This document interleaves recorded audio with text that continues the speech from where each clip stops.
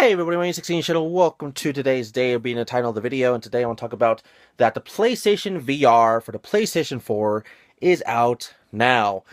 Now, it's been literally a month since the release of the VR. Maybe a month and a week or so, but what is my opinion so far? I can't give you an opinion because I haven't even tried it out myself yet. There's nowhere I know of that I can try to play a PlayStation VR. I would love to try it out somewhere. I don't know. And second, whateverly, I don't know what number it is. It's $400. That's basically a new console. No lie. I would most likely save that $400 for myself to get a Nintendo Switch when that comes out. But like I said yesterday, I'm not getting it day one. I'm keeping the money to see how it turns out. Now, of course, my opinion might change on that later on, but hey, we'll find out and see. Regardlessly, the PlayStation VR has been out for quite some time. I've heard by a lot of reviewers that the PlayStation VR is better than HTC Vive. That could be, wrong. Same with the Oculus Rift. I haven't heard anyone talk about that shit for a while. The HTC Vive, I've heard, it's good, but realistically, what I've heard is that the PlayStation VR is the best out of all of those. So, I know there's games for the PlayStation VR. I know there is. I just don't want to say them yet because I want to save those for another vlog, just because topics. And my opinion, thoughts really on the PlayStation VR, I just want to try it. It looks great. I'm not sure if it's worth it, but I have to seriously wait and see. That's all I can really say. There's some games, like I said, I want for the VR, but there's some games they're there. There's, I think, one or two games that's absolutely for free with the PlayStation VR, and I want to try them out. So, anyways, besides that, GameStop is now finally taking retro games in every single store in North America. Including, GameStop / EB Games, or Electronic Arts, or Electronic, etc. I don't remember what the freaking other name was. Even if you have a Funko Land, which I think no one has anymore, but still, regardless, GameStop. I just had this really weird itch right here. Now, I've seen the complaints, and I see the reasons why not to purchase online games, especially retro online games from GameStop. I see why. If you ever watch Pat Yanni's Punk and his podcast called The Completely Unnecessary Podcast, which is not completely unnecessary, but it's the opposite of that. But regardlessly, this topic goes around all the time on his channel. So they always like to talk about it, which is great. The retro gamers, collectors, people like to watch their channel for that kind of stuff, which is understandable. Me too. And what they go and they talk about, oh hey, maybe an Earthbound or a Contra 3 Alien Force. I don't know, Alien Force. Contra Force. Sorry. Conker's Bad Fur Day. Little Samson. Freaking those kind of games.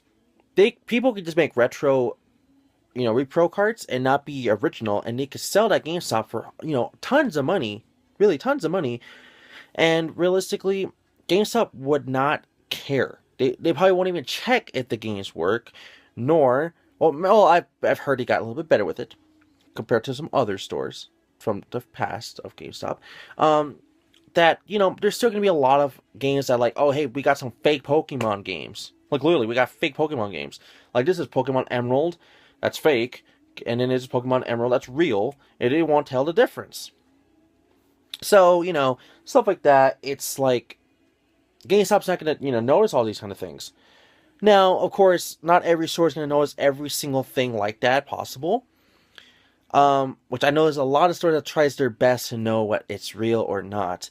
But I have to say, in every single video game collection, no matter what it is, the biggest to the smallest, well, I'm not sure about the smallest, but still, the biggest to casual, maybe even normal-ish collectors, I'm guessing there has to be at least one fake game you own. At least one. I'll be super surprised if no one even has one. I mean, that'd be like a shocking. Like, what? Really? How? Unless you bought these games yourself in the store back in the day. But hey, um, I have to honestly say, it's insane. I mean, I could honestly have a fake Super Nintendo NES 64 Game Boy Color Advanced game I don't even know of. Um, and that can happen. So, oh, sorry, some with DS, and I think 3DS, but I know DS as well.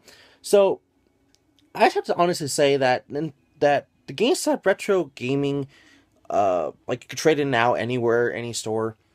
It's scary, but a great idea at the same time. Now, it's scary because, as in, let's say people just trade in all their fake copies of certain games, right? And they could be worth a bunch of money. And of course, that person might get a lot of trade credit, might, or if it's cash, not really much. So I think I saw like Conquer. Of course, he's like, what is it, 70, 80, $100 now? I don't know what the hell he always goes to. That game always fluctuates in price to me. Um, I would just say it's 80 for right now. That game could be, honestly, for trading, it could be like $20, $30. Seriously, like, really? Why? Like, and then people go online to buy that thing again, or people to buy that thing online, and that game could be like at least $60, $50, $70 for all we know, and that game could seriously just be fake. Or of course, there's also the get only discs based games, which I heard is probably the best bet because there's really not many fake or even fake games at all that you can really do on disc games other than Dreamcast, but I'm pretty sure GameStop would be smarter to know what the fucking is a fake Dreamcast game. Well, I hope. And then of course now they're doing GameCube, PS2, and original Xbox, so I would say maybe jump onto those instead. Well, I think they're doing those, but if they are, do them. If they're not, don't. But I would say for sure go with Sega. Why? Because Sega seems to be the less fake retro games there is for some reason. I don't know why that is, but it's true. I mean, the fake games there is like, expensive games, I would say for sure. And I'm not saying Sega doesn't have expensive games, but, it feels like Sega just doesn't have as many fake copies of their stuff out there. But, I would say seriously, just be careful of what you're buying on GameStop Retro. Yeah, GameStop's retro gaming section thing online, which you can only buy online, which sucks. Which I spoke about in the past. I would like if GameStop had like a little like booth or something, like a little mini like zone, a little mini area or something that, hey, here's all retro gaming stuff on a tablet or a little kiosk like thing that you could check every single game you want.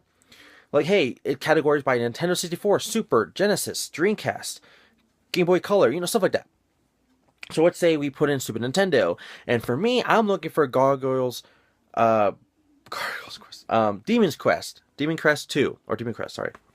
And I'm typing it up. I'm like, oh, hey, look, there's Demon's Crest. I can order it online and send it to my house, or order it here at the store. I would personally feel like that would be a best idea for GameStop to do, because realistically, not many people, or really not any people at all as much, knows that you can now trade in your old retro gaming stuff to GameStop again. Not a lot of people know that. Truly, not many people know that.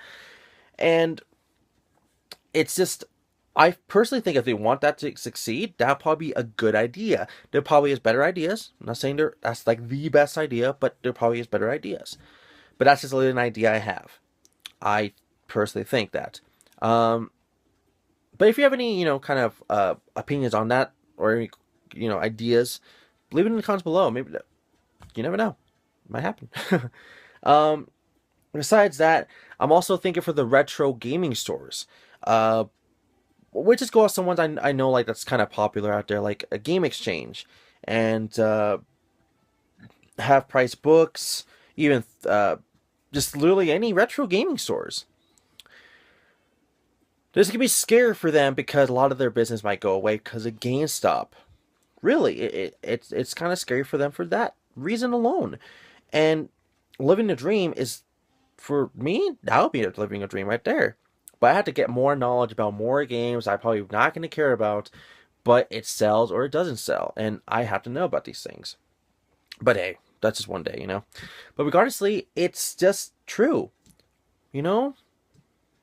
So, anyways, I know I had a lot to talk about both topics. So, anyways, PlayStation VR out now, and GameStop is now taking trade-ins of retro games in every single store in North America, which is EB Games as well.